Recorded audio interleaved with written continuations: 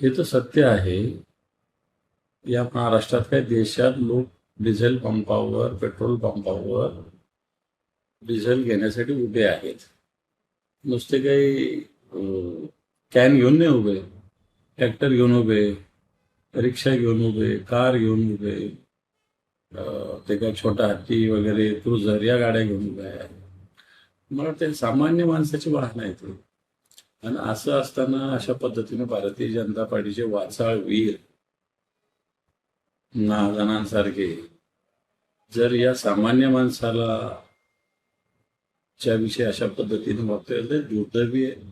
सगळी बुद्धी या भारतीय जनता पार्टीच्या लोकांना दिलेली आहे.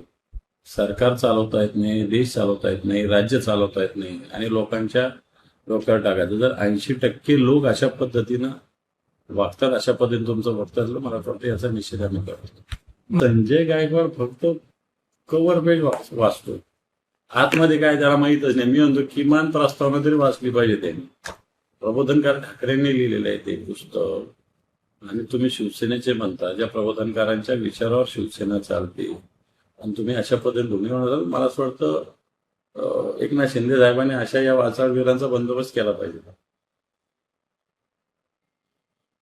खरं तर मोठे गावकर हे अशा पद्धतीनं ज्या ट्युशन क्लासेस आहे, मोठे गावकर सारखे किंवा अन्य कोणत्याही, आता सुरूच नाही राहायला पाहिजे. परंतु हे शिक्षण व्यवस्थेचं अपयश की असे क्लासेस मध्ये लोक आणि विद्यार्थी जातात.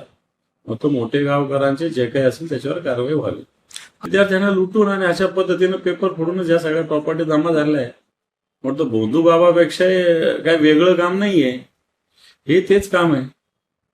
विद्यार्थ्यांचं लुटलेलंच आहे त्यांनी आणि विद्यार्थ्यांचं भवितव्य आणि भविष्य खराब केलेलं आहे.